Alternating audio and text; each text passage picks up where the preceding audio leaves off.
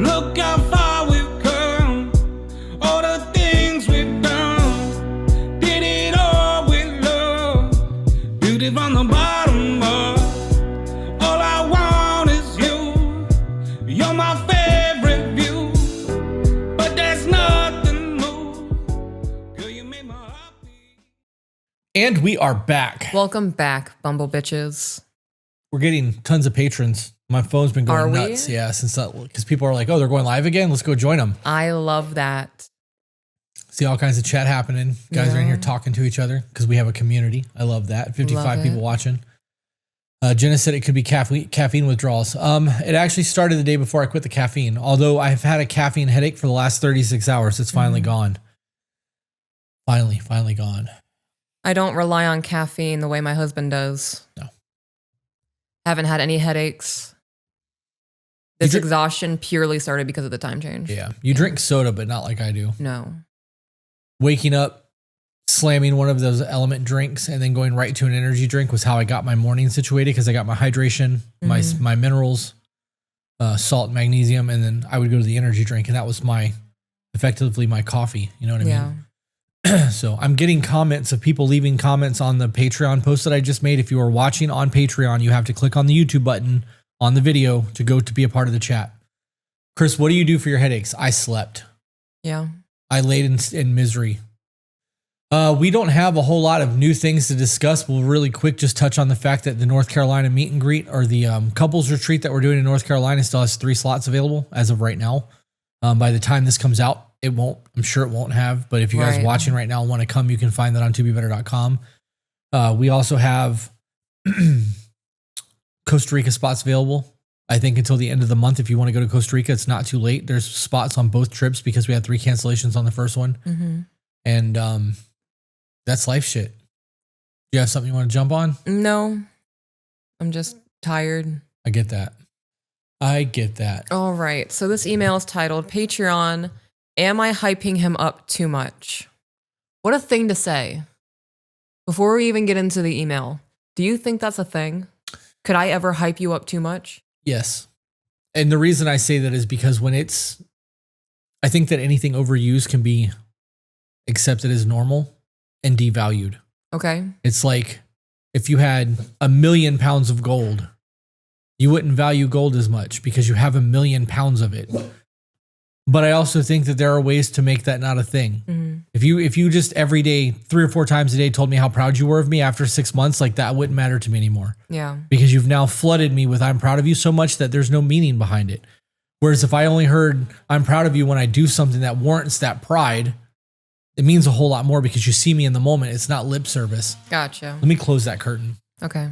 Oh, they're in our yard. Hello. First, I want to thank you for doing the podcast. I recognize that it's not something you have to do, but you take the time out of your very busy lives to help people, and that is so beyond kind of you. Thank you.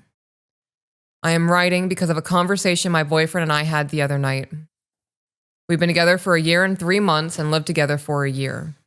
I'm 29, he's 27. It's been going well in general. Neither of us were taught good communication from our parents, but we're working on it together, and he impresses me all the time with how he validates me. It makes me feel loved even when things aren't great in life. I'm going to pause you for just a second. If you guys are listening to this episode and you're going to send us an email and you moved in together within the first year of dating, I want to know why. Yeah.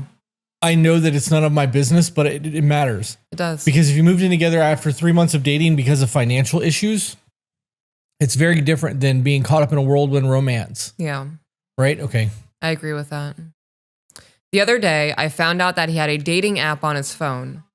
He wasn't very active on it, but it still made me spiral a little bit. Hold on. Wasn't very active on it. He's either active on the app or he's not. Yeah. Mental high five right now. Fucking high fiving the shit out of you right now. Hell yeah. Red flag. Yeah, for sure. I confronted him about it and told him I was very hurt because I know he loves me, but he was doing something that he knew would cause me pain. It's not even that. There's no commitment to the relationship if he's fucking around on a dating app. Right. Always looking for something. Right. Could be the next thing. Could be a replacement. He said that he wasn't trying to physically cheat and that he acknowledged that it was stupid of him, but he was just craving some outside validation. Nah, bitch, I'm your validation. Right. You come to me for reassurance. He's not looking for outside validation. He's looking for outside attention. Yes. There's a difference. Yeah. Now, does that mean that there's not happiness or things going on in the relationship to fill his cup? Could be not. We don't know that. But if men are looking outside of the relationship, it's normally because something's missing. Right. Or they're just man whores. Yeah. But if he's not using it in that capacity, there could actually be something missing. So now it leads me to believe that you guys don't communicate. Right. Okay. Well, she already said that they don't have the best communication. Continuing on, I hype him up all the time. I tell him daily that he's handsome and hot. I'm always staring at him like he's the most amazing thing I've ever seen. And I make sure he knows that he's the most attractive man in my world and that other guys are NPCs to me. I don't even talk about celebrity crushes. He's my amazing man, and I'm not interested in anyone else in any way. That's awesome. That celebrity crush thing is such a game. It is. It's a stupid game to play too. You're willingly admitting that if you had the opportunity to cheat on your person, you would. Right. You're also telling your person that there's somebody out there that has physical characteristics and personality traits that they don't possess that you're attracted to. Right. You're letting them know that you don't have eyes only for them. Like there's a whole lot that goes into that. Psychologically, that's a fucking mess. Yes. Continuing on, he acknowledged this, but he said that I compliment him so much that it almost doesn't mean as much anymore. He often lets his grooming go. We stopped going to the gym a couple of months ago, and he said that he doesn't really care what he's wearing because he knows I find him attractive no matter what. He said that he appreciates how crazy I am about him, but it just makes him feel special when an unbiased person compliments him, especially if it's another attractive woman. I can understand there's no real expectation of what he should look like or how he should be behaving in the relationship, because no matter what he does, she fawns over him, right? When you're going through it and you haven't showered in 3 days, I'm gonna call you on it. Right. You should. When you are living in basketball shorts, hey babe, I'd really like to see you in a pair of jeans. Right. There is an expectation of you as my husband and of how I want you to carry yourself. And it's not just because I want to look at you being a certain way. It's because I know your mental health dips when you're not caring for you. If you let your grooming go, that's a problem. Like that's a deep-seated issue. That's not just, I didn't feel like showering today. Right. There's a lot that goes into that whole situation. And the fact that he quit going to the gym and is not willing to get dressed for her because she's already attractive, but is willing to do it and try to get attention from somebody else is a lot. It does. That makes me believe that he's not into the relationship anymore. Yeah. I know that that's a harsh thing to say, but when you are disconnected from your person and trying to connect with other people, you're kind of already stepping out of the relationship at that point. I view it that way. Yeah. And I believe because of my past life that there's a truth to that. Like your relationship is so fucked up that you don't want to be there anymore, or you're not happy and you're just exploring other options now. I also think that it's important to know that you shouldn't be hyping him up and telling him how great he looks if he hasn't fucking showered in 3 days. Right. If he's let himself go in grooming, you need to call him on it. Yes. It's one thing to go, I will love you no matter what, and I will always find you attractive, but I have standards. Yeah. I don't want to smell your body odor. Right. When was the last time you brushed your teeth? Like, this is not healthy. Are you depressed? Continuing on, while I understand what he's saying, I can't help but feel like I'm failing somehow if he needs validation from other women. It makes me feel like my compliments mean nothing to him. Well, he just said that. He did. He also looks at Korn and takes care of himself when I'm not around or he's too tired for sex. I look at Korn occasionally too, so I don't feel like I have grounds to ask him to stop. But there have been several times when I've gone to bed without my needs met because he took care of himself earlier that day. Well, if you're doing the same thing, you don't get to say shit about it. Right. His drive has gone down a lot since we moved in together, while mine has remained pretty strong. I've been working on being the one to initiate, but I'm still shy and I don't want to interrupt his guy time when he's playing video games with his buddies, or bother him when he's tired since sex is generally more work for him. You shouldn't be trying to initiate when he's already engaged in something else. That's poor timing. Absolutely. It's not, it's more work for a man, usually. There's ways around that. So if that's the argument, is that he's too tired, then you do the work. Right. Problem solved. Yeah. And there's a whole lot of ways that you can make that happen. I'm curious how the sex has changed since they've moved in together. Yeah. Because if sex was the same as it was, like if she no longer fucking gets in front of him and throws it back, and that's something that he really enjoyed, and that's not happening anymore, and he's expected to missionary the entire time, that would get rolled real fucking quick. Yeah. This is why I have a problem with pornography. Yeah. Yeah, that is a no-go for me. I'm going to tell our children when they get older and are going to be like 16, 17 years old, and they're going to actually start exploring the internet and all those kinds of things. That's going to be a very serious conversation. Right. The fastest way to ruin your relationship is to watch pornography. The fastest way to rot your brain is to watch pornography. So what I'm getting from all of this is that both of them are cheating from my perspective. Right. He is actively looking for another person. There's not a whole lot I can say to this that like makes me go, your relationship's great. Right. If you're living together and you guys are making ends meet and you're financially stable because you're roommates or you're living together, that's great. You have a place to live. This is why I asked earlier about the whole 3-month thing. Yeah. This is not a situation that I would want to be in. No. And I wouldn't be with a woman who's watching porn and taking care of herself. Right. If you want to get off and I'm your man, you need to come in and let me know that you need some playtime and we can make that happen. But when you take that away from me and you are allowing your fantasy of another individual to fulfill that need, I'm not your man anymore. Your fantasy is. You've removed that from me. Yeah. Nope. Continuing on. He doesn't compliment me as much as I do him, and he's made me aware of all of his celebrity crushes and favorite porn stars. All of this has been really hard on me already, on my already low self-esteem. I've been losing weight and I still try to look nice for him, doing my makeup, wearing fancy undies, grooming, etc. But it hasn't seemed to make much of a difference. He tells me that I'm hot when I bring up my insecurity, and he tells me that I look pretty or nice just about once a day or two.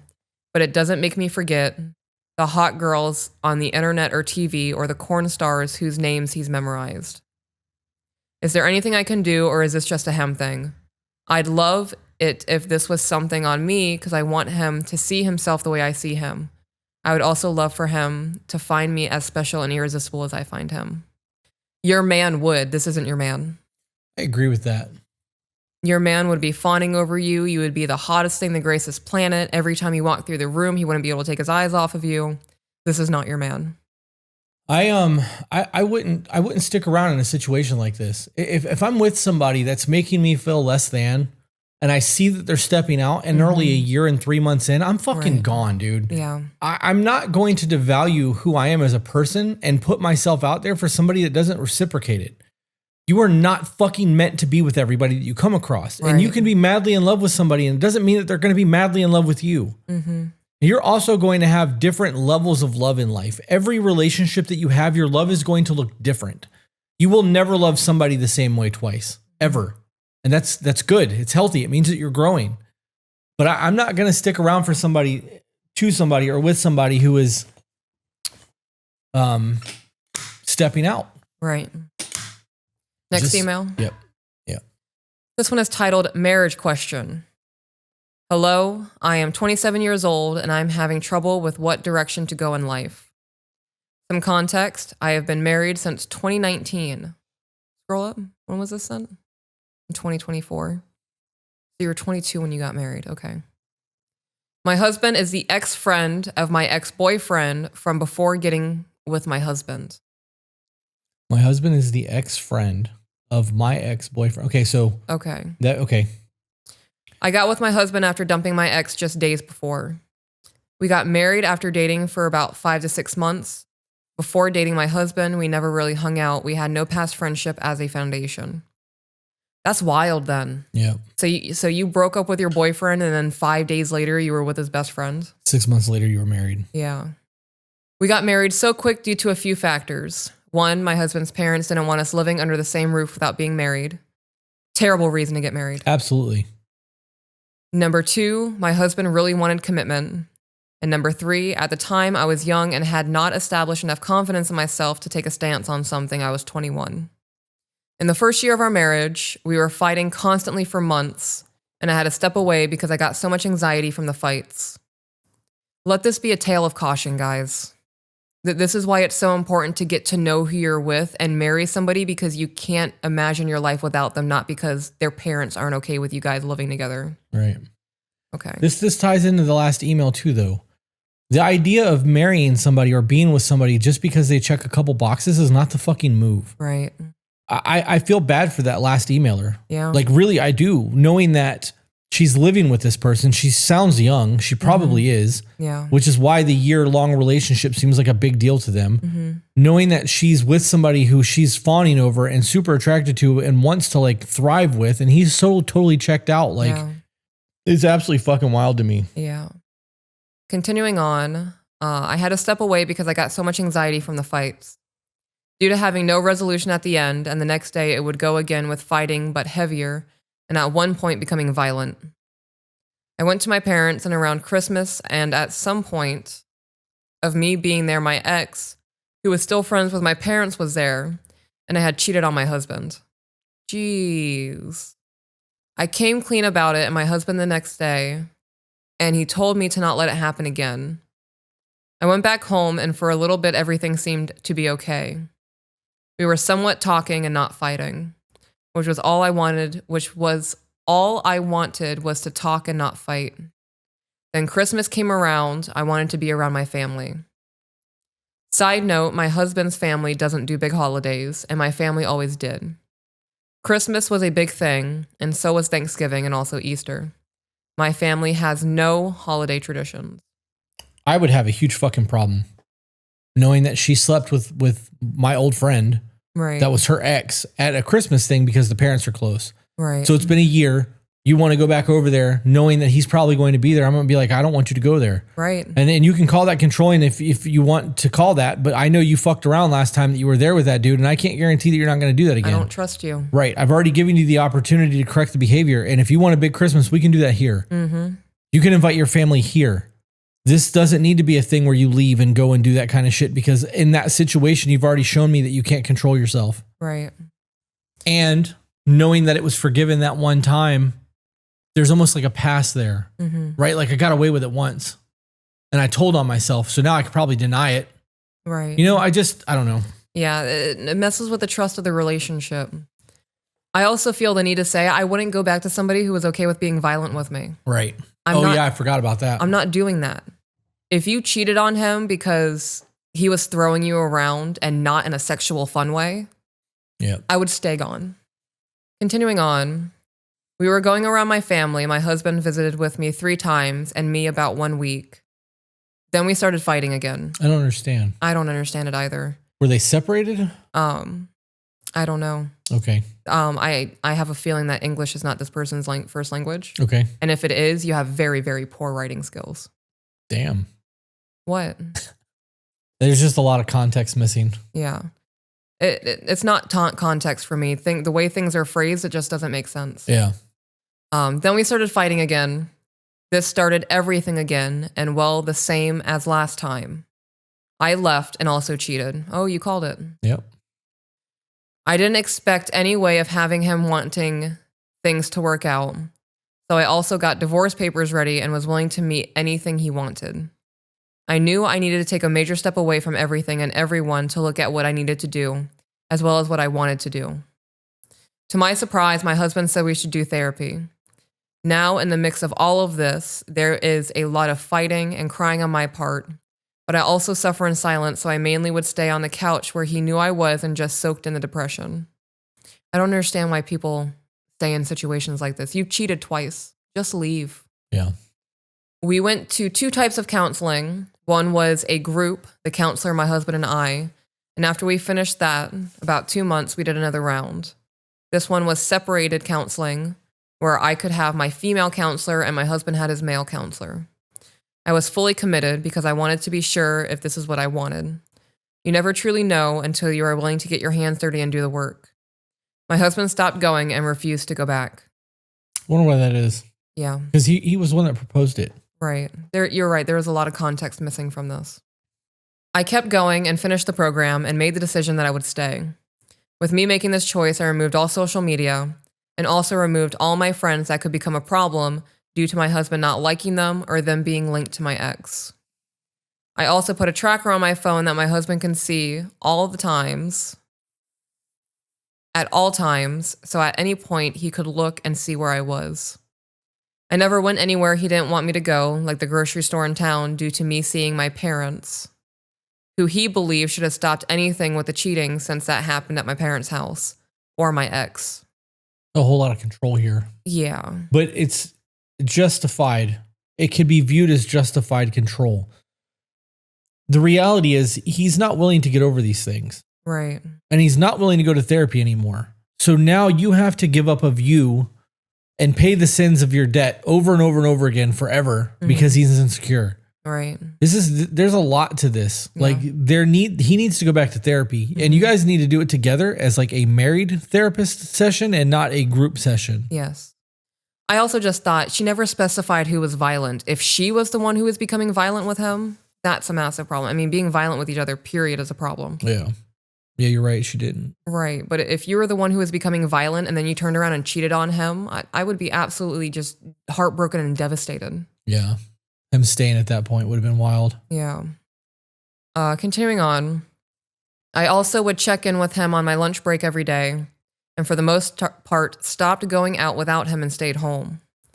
That was 3 years ago. Since then, my husband has admitted to having sex with me out of getting what I owe him. How he doesn't love me anymore. He could never forgive what has happened. He has gotten papers and used it as a toy to get me to give in to things he wants. He has moved things to and from the living room saying we are done, as well as the next day being very nice. He has stayed on the couch for a week straight, but every night wanting sex, etc. Because he's getting off on the power struggle of it. Yeah. Yeah, she needs to go. Yeah, I wouldn't put up with this. When you were cool knowing that when you knew that you were cool with cheating on your husband, like that Christmas thing with your ex, that was kind of the sign that it was time for you to go. Yeah. Just shy of 2 years ago, he said he was done and was leaving, making a big scene with taking his ring off and has yet to put it back on. I then became pregnant about 2 months after this, and I was so shocked and I had no clue what to do. I have a really big problem with irresponsible people like this. Because now not only are you in a fucked up situation, you're bringing a child into it. Yeah. Do I tell him? What do I expect to happen? I told him the same day of me finding out, and the rest of the day my husband wanted me to take the test to be sure. I went to his parents' house and proceeded to take 4 more tests, all coming out positive. The last test I took that day, I handed straight to my mother-in-law and had her tell me the results, so there was no question that I was lying. My husband then was saying we can get a divorce and just live together, and I told him no. I'm either your wife and I live here, or I'm gone. There is no husband and wife happening here, though. Yeah. You're not a wife and he's not a husband if you guys are treating each other this way. Right. Now we are just together for our son, and recently, within the past month, I have lost everything to keep going with this. I still try what I can with little things like making sure he gets to sleep in, telling him I appreciate what he does, and try and listen and help with whatever I can. I am unsure of what to do, and I'm also unsure on what path to take as this isn't about me anymore. This is for my son. Let's pause. All right, guys, as you know, there was a TikTok scare. We lost the app for a whole 12 hours and we have no idea what the future of the app looks like. And with that, we are very concerned about the loss of our following. We have amassed almost 3 million followers across that platform with all 4 of our accounts. And we are trying to push people to other social media platforms so that in the event that anything happens on one app, we have multiple other backup plans. If you want to make sure that you're not missing any content, we highly recommend that you check out our Patreon. On Patreon, we have multiple tiers to choose from. Starting at $10, you begin to receive exclusive content. At $15 a month, you get access to our private Discord server where we've amassed an absolutely amazing community of supportive people. And beyond that, we have other tiers to check out, along with my 2 private women's group, if that's something you may be interested in. Guys, on our $15 and higher tier, you have access to live recordings. We record all of our content 3, 4, sometimes 5 times a week, live in front of our Patreon audience, where they are able to chat with us while we're recording. They get to see all the flirting, the outtakes, the hot topic conversations that never actually make it on the podcast. And it's really worth that aspect in itself.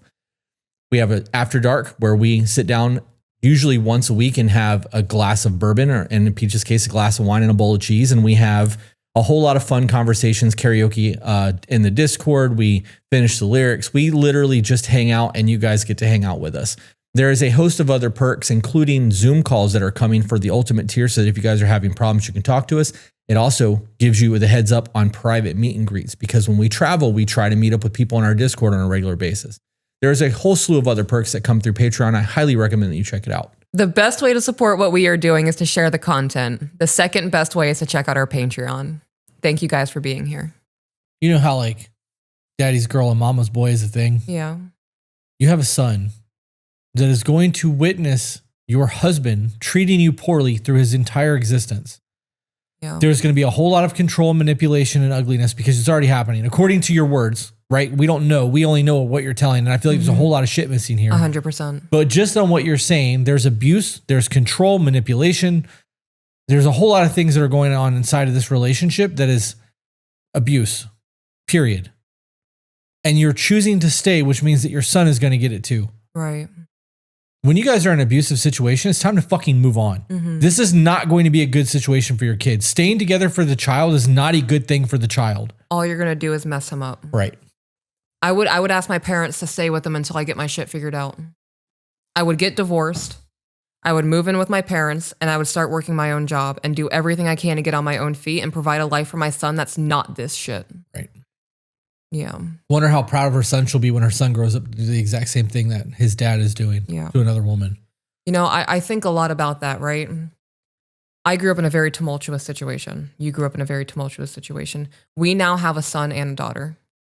I would if our son grew up to be an absolute piece of shit and thought it was okay to hit women and degrade them and throw them around and punch walls and all these other kinds of things, I wouldn't be able to live with myself as a woman.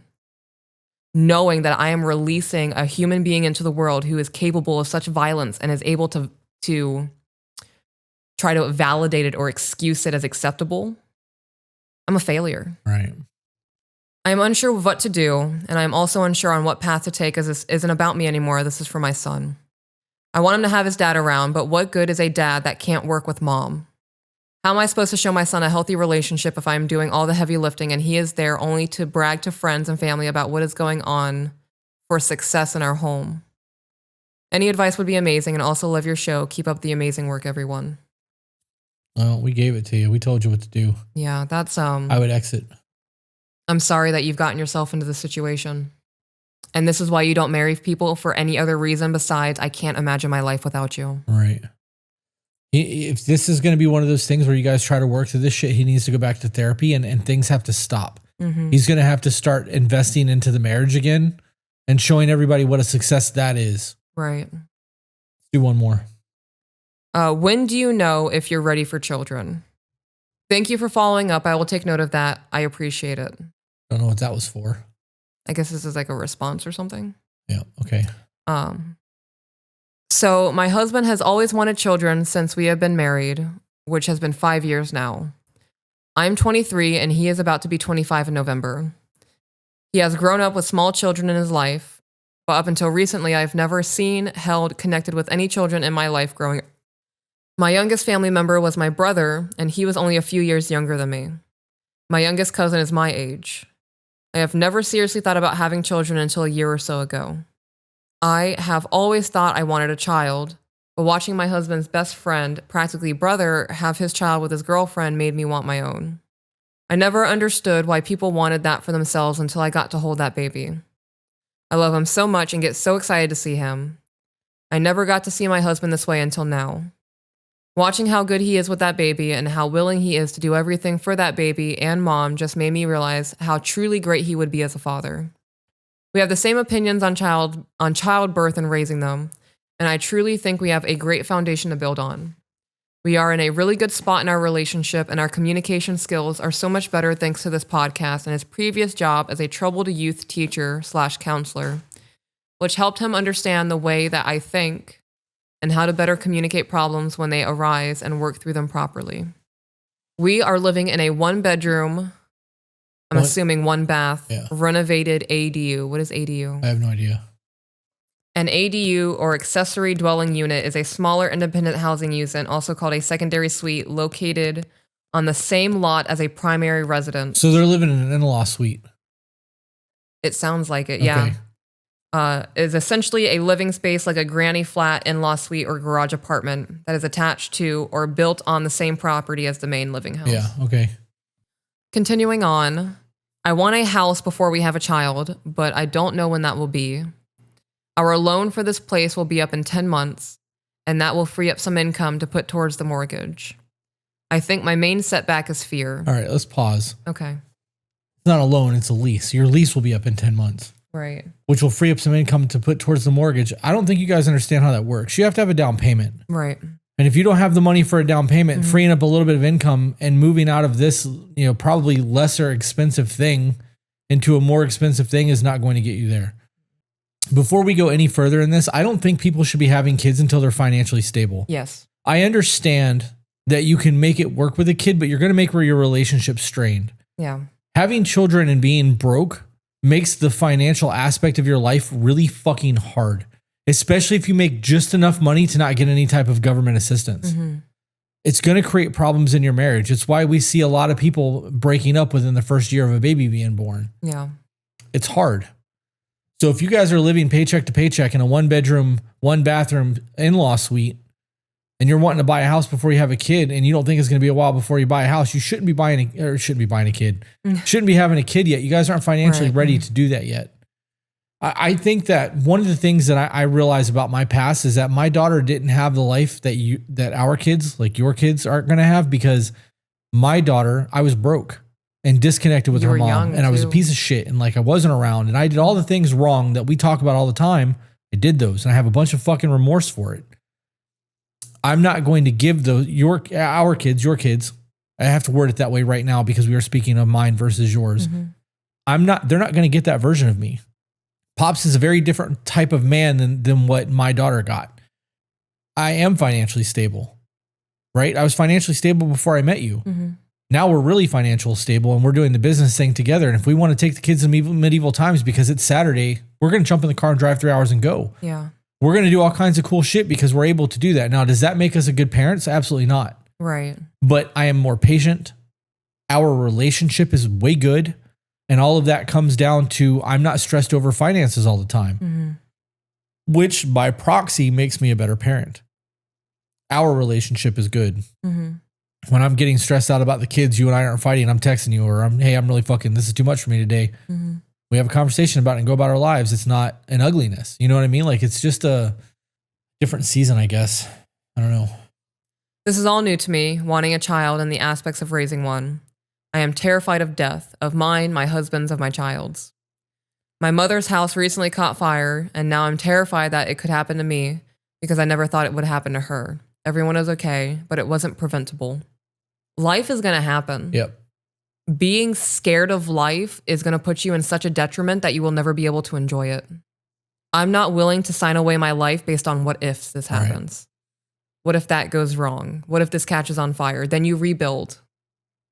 You're going to come back stronger. It's living in the moment. Yes. Right? Like it's what you assign to the moment. You could lose everything and it not be the end of the world. It's just this moment. Yep. Okay, so what's next? Because yeah, you had all this cool shit and like you were saving money, but you're still alive. When the hurricane hit and destroyed all of our businesses, all but one of our businesses, we said, okay, what's next? And we fucking picked up and created a podcast. Like life is what you give the meaning to, right? It's shit's going to happen around you all the time. You can be a victim or you can be a victor, or you can go, okay, this was this moment. That was a shitty moment in time. And the next 30 years of my life hasn't been determined yet. Yeah. Continuing on. Yep. I just feel like I would live in fear of death even more so than I do now if I had a child. Does anyone ever get over this fear? How do I know if we are ready for a baby? Okay, I'm going to pause because there's a bunch of questions dropping down now. There's always a fear of death because it's going to happen. Yeah. We don't know when, we don't know how, and we don't know where we're going to be. One of my biggest fears as a mother is a national catastrophe happening and I'm not near the children.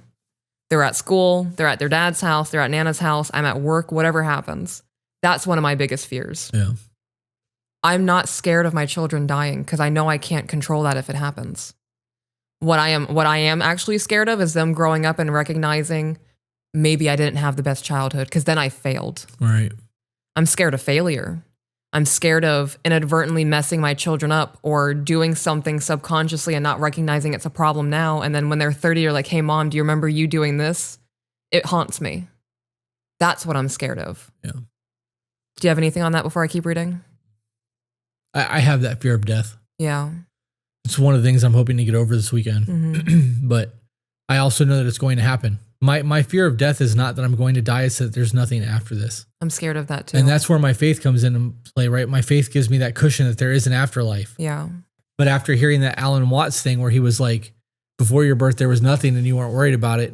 After you die, there'll be nothing and you won't be worried about it. Like, that kind of sucks. Yeah. How do I know if we are ready for a baby? I don't think you're ever really ready for a baby. Yeah. So things that I would like looking back, I was pregnant through my 21st birthday. So I got pregnant when I was 20, had my son. No, I fibbed. I got pregnant when I was 21. I was pregnant through my birthday, gave birth the following year. And then 6 months later, I was pregnant again, pregnant through my 22nd birthday. So looking back on that, I would tell myself, you need to learn emotional regulation better. You need to be able to control yourself in the moment. Being financially stable is a very big thing. And process your own trauma so you don't inadvertently traumatize your children because you get overstimulated or overwhelmed or whatever. Life is overwhelming. Adding young humans that you now also have to care for is going to add to that. So being able to cope with life in general is a big deal. Continuing on, is there a lack of freedom and is it worth losing that? Yeah, there's lack of freedom. 100% there's a lack of freedom. Your life is no longer yours when you're dealing with an infant. Right. All of your fucking hanging out, smoke sessions, drinking, doing all the things that you want to do, playing video games, all of that shit stops. Especially if you have a partner who's not involved. Right. Because somebody has to take care of that baby. Even now, our life is constricted because I have to leave at 2 p.m. to pick up the children from school. Right. Shower times have to happen. I have to make sure homework gets done. I still have to cook dinner for the family. Yeah. Our day pretty much ends when you leave to go pick the kids up. Yeah. So, and it picks back up after they go to bed around 8:30, 9 o'clock, but you're normally asleep by 9. Yeah. So you're also going to lose your friends because you can't go out and do shit with them anymore. Eventually they stop inviting you. They stop coming around because they don't want to be around a screaming baby. Right. Right. Your life fundamentally changes the moment there's a baby born. For me, it's been worth losing that freedom. Yeah. There is nothing better to me than being able to comfort our children. Or knowing that the last thing they hear at night before they fall asleep is my voice reading them a book. There's a lot of people out there that don't have that same commitment to their kids, though. I love being a mom. Being a mom is, in my opinion, one of the greatest things that I get to do with my life. But my priorities are different from other people's. So being ready for a baby, you're never going to be ready. You can have a fucking huge knot in savings. You could have a good job with the health insurance, the whole nine, a great relationship, and have a baby and think that you're going to have a perfect child and the perfect life, the white picket fence, and then you have a baby that's born with a birth defect. Maybe it's got a hole in its heart and needs a bunch of surgeries and shit. And you blow through your fucking savings and then maybe you lose a child because that happens. God forbid it doesn't, but that shit happens. Now you're dealing with the death of a child. You blew through all your fucking savings. Insurance, created bills out the ass. And now there's a divide in the relationship because there's fucking guilt on both parents. Whose fault was this? What could have went wrong? You're blaming fucking God. You never know what's going to come. You just don't. So can you really ever truly be prepared? No. You can be prepared enough that you're comfortable enough to try. And if that's enough, that's enough. Yeah. And that's where that needs to be. Yep. Hey guys, little quick interruption. If you're enjoying the content, please leave a like. And also don't forget to comment. We enjoy interacting with you guys and hearing your opinions, and it helps the algorithm. It's also free to do. And if you really want to help make sure the show continues to do, hit the subscribe button and share the content across your social medias. It costs you nothing and it greatly helps the show. What's this email titled? Reasons why. All right. Hello, longtime fan here. Been following since the beginning. For a little background before I get into what I am needing assistance with, I am engaged to a wonderful man that I have been with for 3 years now. We have done a lot of work on ourselves individually and as a couple. He has made me want to be a better person since the day we met, and we both want to be the best version of ourselves for each other. Hands down, the healthiest relationship I have ever had. We both come from rough childhoods and families, and we are both trying to be better than what we had. We both believe in traditional relationships and values, but it is difficult to live that and know what that looks like when you have never had an example of what that should be. Then how can you believe in it? Right. If you don't know what it is, how can you believe in it? Right. Luckily, there's a podcast for that. Thankfully, your podcast has come in handy with that, and we have made some excellent strides in doing and being what we need for each other. There is one situation that we are both struggling with, though, and I'm wondering if you would provide some insight. When we're in public, he has told me that he doesn't feel like he needs to be extra vigilant about safety or anything. Okay, let's pause. Okay. I think that is part of the protect. I understand that there are times that I'm not as vigilant. When we go into like really, really richy areas, I'm the scumbag. They're looking out for me. Yeah. Right? So I'm not worried about that. Right. When we go into places that are like, I mean, if we were in a trailer park, I'd be way more vigilant. Right? Mm-hmm. I got to be honest. I think I'd rather be in the hood than in the trailer park, but that's a different conversation altogether. There are times where the vigilance needs to be more on point. We go to concerts, we're going to the mall. Gas stations at night. Anywhere where I think that there could potentially be a risk of anything, I'm hyper vigilant because I don't want to be there in the event that something goes down. That's the best way to avoid conflict. Mm-hmm. Get the fuck out of Dodge. I'm not trying to be in a street fight. You never know what people's going through. You never know what they got on them. You never know what they know. Right. You could be dealing with somebody who just found out that his kid, after 17 years of raising this child, isn't his, and the woman's been fucking another man the entire time, and he's ready to eliminate himself. And he says something slick to you out of depression, and you respond, and now you've got to deal with somebody who's literally ready to kill themselves. I'm good. Yeah. So you need to be vigilant all the time, guys. Yeah. That making my way downtown shit is great for women if you're there, but when you're not there, they need to be vigilant. You never fucking know what's going on. So he's wrong in that. Okay. Unless you guys are really, really rich. Like if your gas station has a security guard. Continuing on, what he does do, we always have some form of touch in public. He opens all my doors. I never carry anything. He's a perfect gentleman. But when he made that comment, I got a pang of anxiety. When I am in public alone, I'm terrified. When I was single, I was harassed every single time I was in public alone. I've had some horrible experiences and encounters. Okay, so what did that conversation look like? Yeah. I think that matters. If she was like, hey, I biologically or by proxy of my past feel unsafe in public. I've had too many people try to touch me or make inappropriate comments or whatever they've done that's made me feel unsafe. And I'm anxious all the time when I'm in public. Yeah. I need you to be more vigilant. Was he like, I don't need to be more vigilant. Get fucked. Mm-hmm. Right? Was that conversation even had? Or was this just an off the wall statement where I don't need to be super vigilant in public. We're safe. Look where we live. Right. Right? Like all of that matters. But if there's not been a conversation since then, that says a lot. Yeah. I also want to comment on, she said every time she's gone in public, she's been harassed in some sort of way. I only believe that if you live in a super seedy area where there's like a bunch of drug addicts or people trying to do nefarious things or there's gangs running around. Right. I get looked at every time I go out. I get people who stare at me and make me uncomfortable, but I'm not approached every single time I go into public. Right. Well, people are going to look at you. Right. People look at me all the time. Right. I don't like that that's become a new narrative. What do you mean? Just because somebody's staring at you, you're not being fucking groped. Right. It's not inappropriate. Even if people are looking at your body parts. Right. There's no physical contact there. There's no verbal contact there. There's nothing. They're just being inappropriate. Is it inappropriate? Absolutely. Are you unsafe? Probably not. Yeah, I was just commenting on unless she's living in an area like that, Right. I don't believe you've been harassed every single time you've gone in public. But even in bad neighborhoods, because I've lived in them, it's not everybody that lives in those neighborhoods. Right. There's actually in neighborhoods like that, there's much more of a protector mindset to the people who live in those neighborhoods. It's very different. Like people going out of those neighborhoods tend to act up because they're from a really shitty area. Yeah. And they have an overconfidence because they're used to being on guard and, I don't know. Anyways. Continuing on, now I believe he feels this way because he has never experienced anything like that. The man is 6'4" and built like a linebacker, covered in tattoos. No one wants to mess with him. So I think because he has never experienced it, he isn't sure why he would have to be alert. He is also on the spectrum, so the social and communication aspects are lost on him. Okay, I want to pause on that. Yeah. Him being 6'4" and built like a linebacker and being covered in tattoos has nothing to do with the fact that he hasn't experienced what you've experienced. You're a woman and he's a man. The genders are always going to have a different life experience. Right. Okay. I want to touch on the fact that he's on the spectrum and doesn't understand social cues and communication. If that's the case, he's not going to be hyper vigilant because the way his brain works is very different than other people's.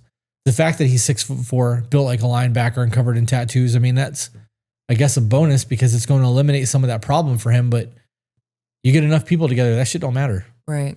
So continuing on, I'm not sure how to explain to him that I would like him to be extra vigilant when we're in public as a means of keeping me safe so I can let my guard down because all of the things I experienced were in his absence. And thankfully, since being with him, nothing has happened with him around. okay. That's it. He's it. His presence is enough to deter anything from happening. So It should be. right. But I agree with what you said. If you guys are walking through Walmart, he doesn't have to be prepared to fight off every dude who may be looking at you. Right. And as we said before, people looking at you is not harassment. Right. I've had people follow me through the store. I view that as harassment. Absolutely. There's absolutely no reason for you to be following me up and down every single aisle I go into. I wish there was an elaboration on what that looked like. I want to know what she expects him to do Right. because she's asking him to be more vigilant, but hasn't stated what she needs. And if she simply tells him, I need you to be more vigilant, does that mean when I'm in the bathroom, I want you to stand outside the door? Does that mean when we're standing at a gas pump, you pump my gas, but don't play on your phone? Right. Are there things that are a matter of security that he can learn to take into consideration? Like those all matter, but what does being more vigilant look like? Here's another thought. If your man is somebody who's always ready to go and just wants to be in violence, comfortable with it, likes it, enjoys it, whatever the case may be, eventually he won't be your man anymore. Right. He'll be in prison because somebody's going to look at you or say something and he's going to want to defend your honor. And then he's going to hurt somebody at 6'4" and built like a linebacker, probably put somebody in a hospital, and then he's going to jail. And he's going to do 10 years for aggravated assault, right? Maybe battery with a deadly weapon, who knows? And now you're without your man or your protector, and he's doing life in prison because you needed to be him to be more vigilant, and he's on the spectrum, so he doesn't read social cues. Right. So what is it exactly that you're wanting him to do? That's the issue. If you need him to be on guard and to treat you like a bodyguard, tell him that. When I go to the bathroom, I want you to wait outside the door. Don't leave me alone in Walmart. When we're walking through the store, don't go, I'm going to go grab the pepperonis. No, fucking stay with me. We'll get the pepperonis when we get there. We're not in a hurry. Right. Those conversations need to be had, but you can't make broad statements. I need you to be more vigilant without giving examples Right. of what it is that you need. Continuing reading, is there a list or something of reasons why a man should be extra vigilant in public with his woman around? I don't want to have to put myself in harm's way for him to understand, but I am finding nothing to explain to him what, why, or how. We're learning, trying to perfect this thing so we can be an example for our children, but also have logic behind our actions. Thank you. There's not a list of something. If he's 6'4" and his physical presence is a deterrent, why isn't that enough? Right. She said that everything that has happened when he's not there. So his presence should be enough. Right. Now, if somebody grabbed her while he was standing there and he did nothing about it and didn't see it, I can understand the need for her to want him to be more vigilant. Right. If he's always looking down at his phone when they're doing shit in public, I could see that being a problem as well. I can see that there are areas where security needs to be heightened, and there are things that most people should be doing to be aware of their situation anyways. But ultimately, that's going to come down to what her individual needs are. It sounds to me like she's got some fucking trauma going on. Yeah. And she's afraid of people and being in public, and she wants him to be the savior. The savior, right. And if if him being there is enough, I don't understand what the problem is. Right. You know, every time we have conversations like this, I think about that instance at the gas station where you told me to move to your right. You were being vigilant in that moment, but we were also at a gas station at like 9:30 at night. It was later than that. Was it? Yeah, it was almost midnight. We were driving back from Tennessee the first time. Oh. Well, that's one of those instances where I want you to pay attention to how people are looking at me or shifting their bodies in order to be closer to me. But we were also at a gas station late at night. That's right. One of those situations where you are going to be hypervigilant all the time. If we were at a gas station at 2:00 in the afternoon, I would have gone in there by myself. Yeah. I am hyper vigilant at gas stations all the time Mm-hmm. because I know that it's very easy for somebody to walk up, open your passenger door and rob you fucking blind while you're pumping gas. Right. You see it in videos all the fucking time on the internet.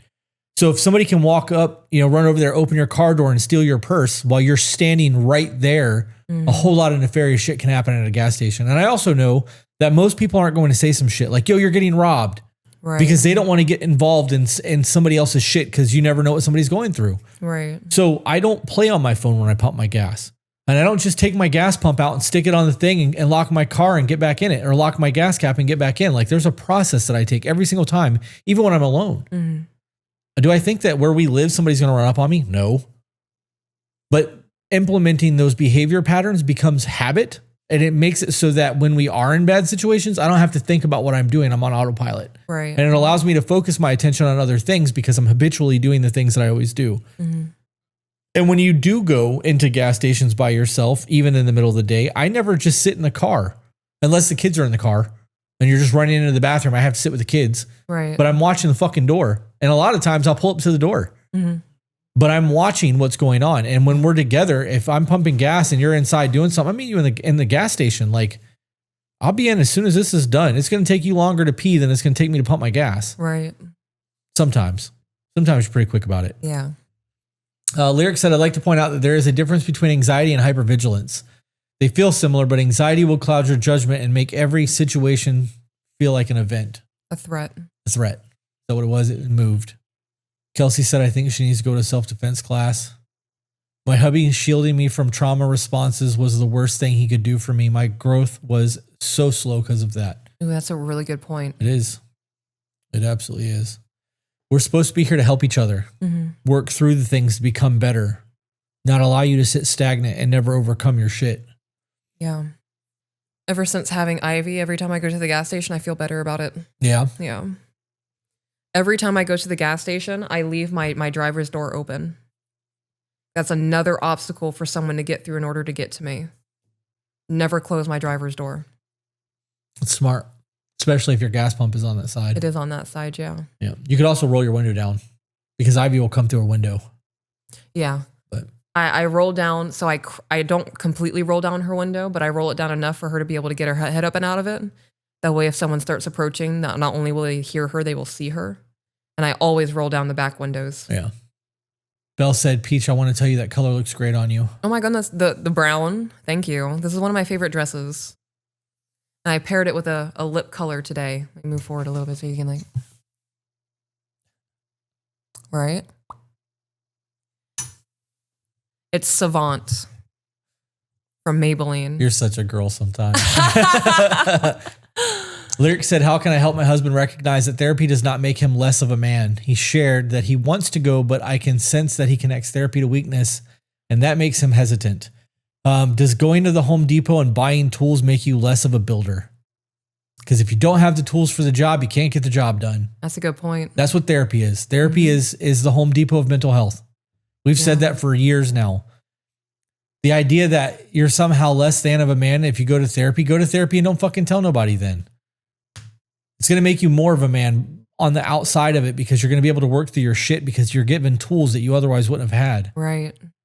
Have you heard of Trips Candy? I have not. Brooke said, I would say depending on which gas station, but even in a small town, my uncle was robbed at a gas station. He broke the kid's arm and he got away with it because my uncle's phone was ringing in his. Does Peach still have her terrarium? You guys asked that like 4 times and I answered it on the last one. I don't know if it was you that asked, but that's been asked a lot today. Yeah, that's That was asked like 3 times in the live stream. Wild. It's crazy that people are that invested in the dumb shit that we do. Yeah. You still have it. It's dead. Yeah, it's dead. It died. It's funny. Don't really care to get it back up. I have so many other plants going on. Have you heard of the book called Emotional First Aid? Nope. Thrill Seeker is the Black Super Stay. My boyfriend of 2 years has decided to move out because he says he doesn't want to hurt me anymore and needs to grow up and learn what he wants. I don't know if he's being real or not. He lies a lot. It sounds to me like it's over. Yeah, I would move on. I'm not willing to be with somebody who lies to me. I don't. So I view that as a soft out from Tia. That's a soft out. Yeah. And this is me totally taking the blame to try to hurt you, not as much. I'm just not happy in the relationship anymore and don't want to be with you. Mm-hmm. But I'm gonna make it all about me and make it about how I need to do my work and fix me. And I'll let you know when I'm good, to give you that false hope, to let you know that, hey baby, I might be coming back. The answer to that is no, you go ahead and just do your thing. Go level up your life. And when you're done leveling up your life, if I'm still single, let me know. And we'll talk about whether or not I'm willing to even bring you back into my life at that point. But Tiffany said, do you ever think a break or time apart is a good idea in a relationship? Time apart, yeah. Like, let's say somebody got drunk and there was an argument and you're going to go stay in a hotel while they sleep off their drunkenness to remove yourself from a possible dangerous situation. That's fair. We have somebody cheated. You can't sleep in the same house with them tonight. You'll be back tomorrow. Like that kind of, I'm not leaving you, I just don't want to see you right now, is acceptable. I think in situations it could be healthy. Yeah. A break? No, we don't need a break. If you want a break, you might as well just go ahead and end the relationship. We don't need a break. If we're married and we're trying to do this till death do us part, a break is not in that till death do us part. Yeah. It's not till death do us part unless something inconveniences us. Yes. Emma said, like that one woman on TikTok who said her boyfriend was moving out just for fun. They are not together anymore. Wild. Not surprised. I'm in a break now with my fiance and hearing what you just said about a soft out and false hope. Ouch. It's the truth. It is the truth. Bandit said, if you want a break, get a fucking Kit Kat. Yup. Any recommendations for someone getting ready to move states, moving in around 3 to 5 months after I finish school? I'm so fucking envious of you, man. I wish I could pack up. I wish we could pack up right now and just go. I would. We'd be out of here by the weekend. Oh, yeah. We would probably be out of here before then. As long as we could find a place to sleep, I would be ready to go. I'll come back and figure all this shit out with movers later. Yeah. Things to do to prepare. Just make sure that you've got some savings and you have an idea of where you're going and maybe a job lined up. Mm-hmm. Last one. What do you think is too long for being apart? Do you think taking a week apart from each other to take a breather is okay, or is that too long? I don't believe in taking breaks. Period. There is no negotiation. There is no... Right. I'm not even okay with you sleeping on the couch for the night. You say that, but in previous episodes, you said that if you ever found out I cheated on you, you'd probably have to stay at a hotel for a night. Yeah, I did say that. So there are times where that one night apart could be a benefit. Mm-hmm. If somebody's drunk and maybe breaking things and you're scared, go get a hotel room. But I don't believe in taking breaks. I believe that there are times where you need to move away from somebody for a few hours to let things cool off. Mm-hmm. That's how I view that. Taking a TikTok ban in real life for 12 hours where you have to I'm going to go to a hotel for the night. I'll see you after lunch tomorrow when you're sober. I'll bring you something to hydrate and we can have a conversation about what happened. That's healthy. Staying there and letting somebody beat the fuck out of you is not. Right. So with that being said, guys, remember you are the authors of your own life. So grab a pen. And we will see you on the next one. Bye, guys.